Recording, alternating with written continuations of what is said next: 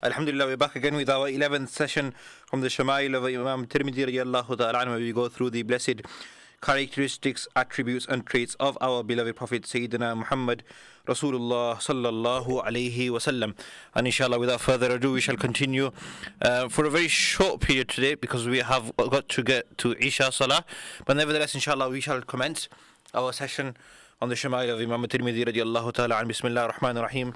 Wa sallallahu ala Sayyidina Muhammad bil asanidil mutasil minna ila Imam Tirmidhi radiallahu ta'ala an wa nafa'ana bi ulmi qal باب ما جاء في مشية رسول الله صلى الله عليه وسلم به قال حدثنا قتيبة بن سعيد قال أخبرنا ابن لهيعة عن أبي يونس عن أبي هريرة رضي الله تعالى قال ما رأيت شيئا أحسن من رسول الله صلى الله عليه وسلم كأن الشمس تجري في وجهه وما رأيت أحدا أسرع في مشيته من رسول الله صلى الله عليه وسلم كأنما الأرض تطوى له إنا لنجهد أنفسنا وإنه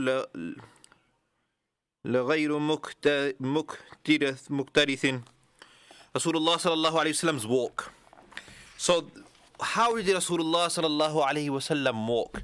So the walk of Sayyidina Rasulullah sallallahu alayhi wasallam, Allahu Akbar. Just imagine, this beautiful narration which we just read, wherein Sayyidina Abu Hurairah radiallahu ta'ala anhu says that ما رأيت شيئا أحسن من رسول الله صلى الله عليه وسلم, that I did not see anything more beautiful or more better than Sayyidina Rasulullah sallallahu alayhi wasallam. Allahu Akbar. كأن الشمس تجري في وجهه. It is as though the sun was glowing from his face. Just imagine how much, with what love Sayyidina Abu Hurairah radiallahu ta'ala is saying these words, subhanallah. So Sayyidina Abu Hurairah radiallahu ta'ala is talking about Rasulullah sallallahu alayhi wasallam, and then he says that I didn't see anyone who would walk or whose walk was seemingly faster than the walk of Rasulullah sallallahu alaihi wasallam. كأنما, it is as though the earth would fold up for him, and we would exert ourselves in trying to keep up with him, whereas he wasn't even walking fast. This was one of the mu'jiza, one of the miracles of Sayyidina Rasulullah sallallahu alaihi wasallam and his walking, where Rasulullah sallallahu alaihi wasallam walk was such that he was, he wasn't running or, pacing himself, but the walk of Sayyidina Rasulullah sallallahu alaihi wasallam was miraculously such that he would be walking, and the Sahaba, the companions, would feel like they have to exert themselves. They have to maybe, pace walk, fast walk, try run maybe sometimes even, just to catch up and, keep up with Rasulullah sallallahu alaihi wasallam. Where Rasulullah sallallahu alaihi wasallam wasn't even, he wasn't even, someone walking extremely fast. You can tell the whole body, it affects the whole body. It's a physical activity, to walk so fast. But Rasulullah sallallahu alaihi wasallam's walk was naturally so fast that the Sahaba would have to exert themselves just to keep up, sallallahu alaihi wasallam. And subhanallah, we saw something like this in our Shaykh Hadrat Maulana rahmatullah alayhi. He was, given this karama from Allah subhanahu wa ta'ala because he had attached himself so closely with the sunnah of Rasulullah sallallahu alayhi wasallam. He had attached himself so closely with Sayyidina Rasulullah sallallahu alayhi wasallam that Allah subhanahu wa ta'ala, from his, divine grace and mercy, one of the gifts, one of the karamat, which was given to our Shaykh by Allah subhanahu wa ta'ala, is one also in his walk, that he would be walking normally. We would be sometimes, fast walking, sometimes even running just to keep up with our Shaykh Hazrat Maulana rahmatullah alayhi. Subhanallah, Hazrat rahmatullah alayhi would be walking without any extra effort, just walking normally. But subhanallah, this is one aspect of the walk of Rasulullah sallallahu alaihi wasallam. Another aspect of the walk of Rasulullah sallallahu alaihi wasallam is that when he walked, he leaned and lifted his feet, and he walked as though it's as though he was descending from something, from a كأنما ينحط من صبب. It is as though he was descending. So Rasulullah, even if he was walking on a flat land, his walk would be such that he'd be walking as though he's walking downhill. And this is, it was a walk of humility. A humble person, or a poor person, a humble person, how would they walk? Not with pride and arrogance, bouncing away. No, this was the walk of Rasulullah sallallahu alaihi wasallam, was humble, was modest, and Rasulullah lifted he wouldn't drag his feet. Rasulullah would lift his foot, and sometimes his heels wouldn't fully touch the ground, but he would be as though he is descending down, and subhanallah, slightly leaning forward, a humble walk. And our mashaykh, our pious predecessors, they even actually would practice the walk of Rasulullah sallallahu alaihi wasallam. Once Sheikh Ilyas Kandahlawi rahmatullahi alayhi was in the markaz of Nizam ad-Din in Delhi, and in the middle of the night his disciples and students saw that our Sheikh, he looks like he's walking up and down, but the way he's walking is slightly different. So in the morning, one of these disciples asked the Sheikh, "We saw you. Were you worried or disturbed by something? You were walking up and down last night, and then also the way you were walking was slightly different." What was his answer? He said, "I was practicing the walk of Rasulullah sallallahu alaihi wasallam. I was practicing the walk of Rasulullah sallallahu alaihi wasallam." Imagine how we try to walk like Rasulullah sallallahu alaihi wasallam. And also like this, like I mentioned, the pace of the walk of my Shaykh Hazrat Maulana Yusuf Mutala rahmatullahi alayhi, but also the way he walked was exactly like the walk of Rasulullah sallallahu alaihi wasallam. In fact, when I studied Shama'il, when I was a student in Darul Ulum in Bari, so our teacher of Shama'il, Sheikh Saeed, he narrated to us that once he saw Sayyidina Rasulullah sallallahu alaihi wasallam in his dream walking in the masjid of Darul Ulum Bari. And he said the walk was exactly the walk of our Hazrat, our Shaykh Hazrat Maulana Yusuf Mutala rahmatullahi alayhi. So, our mashayikh practiced to walk like Rasulullah sallallahu alaihi wasallam. Have you ever practiced? Have I ever practiced? Have I tried to make my walk like Rasulullah sallallahu alaihi wasallam? Is my walk something that reflects my arrogance and pride? Or is my walk reflecting my humility and my humbleness? Then we sometimes come across when, some people may have an objection that Sayyidina Umar ibn Khattab radiallahu ta'ala an, he would, sometimes if someone was walking like this, with his back lowered, walking, he would sometimes whip them even. Walk properly. This is because sometimes people would walk with a slumber, with a very lazy attitude. May Allah safeguard myself and all of us from such characteristics, as though they had no purpose in life. And also, it depends on the context of where we are. For example, the Prophet ﷺ, when he is walking in front of the enemy, or he's walking in front of those who saw him as something, try to degrade him, try to see him as powerless, or when he came back to Makkah al-Mukarramah, and when he was doing tawaf of the Kaaba, or when he instructed the companions to do tawaf of the Kaaba in front of the enemies. So he commanded them to march, to walk in a marching way, with your chest open. That's why we have something in ihram, in tawaf, called ramal, where we walk in a certain way. And this is still continues till today, is part of the sunnah. So it depends on the context, but generally the walk of Sayyidina Rasulullah sallallahu alaihi wasallam's walk was a walk of humility, of humbleness, as though he was descending from a high place. So his walk was descending, his feet would be lifting off the ground, and his walk was miraculously so fast without pace walking, and the Sahaba would exert themselves trying to keep up with Sayyidina Rasulullah. Like this was his walk. Then we have, after the walking of Sayyidina Rasulullah sallallahu alaihi wasallam, his sitting. How did Sayyidina Rasulullah sallallahu alaihi wasallam sit? So let's read the first hadith. باب ما جاء في جلسة رسول الله صلى الله عليه وسلم. قال حدثنا عبد بن حميد قال أنبأنا عفان بن مسلمين قال أخبرنا عبد الله بن حسان عن جدتيه عن قيلة بنت مخرمة أنها رأت رسول الله صلى الله عليه وسلم في المسجد وهو قاعد القرفصاء قالت فلما رأيت رسول الله صلى الله عليه وسلم المتخشع في الجلسة أرعدت من الفرق. الله أكبر سبحان الله. قال حدثنا سعيد بن عبد الرحمن المخزومي وغير واحد قال وأخبرنا سفيان عن الزهري عن عباد بن تميم عن عمي أنه رأى النبي صلى الله عليه وسلم مستلقيا في المسجد واضعا إحدى رجليه على الأخرى.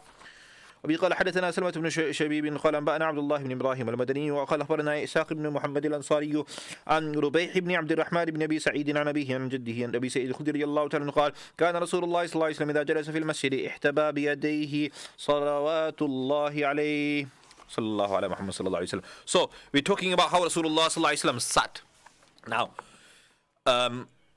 when it comes to various ways Rasulullah صلى الله عليه وسلم sat, the most in certain occasions Rasulullah would be seated as though he is sat in salah. In certain occasions, Rasulullah sallallahu alaihi wasallam would also, has been narrated, he's also sat cross-legged. Rasulullah sallallahu alaihi wasallam would like to sometimes sit with one knee raised. So, if a person is sitting and with one knee raised and the other one sat as though he's in salah.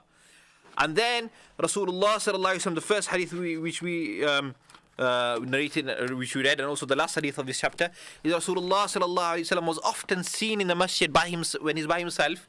He'll be sitting in a way with both his legs lifted, and this is something called ihtiba, or also known as habwa. And what that means is basically both knees are raised and his hands would be holding his legs together close in, and he'd be sat like this, pondering in thought, reflecting, and Allahu Akbar.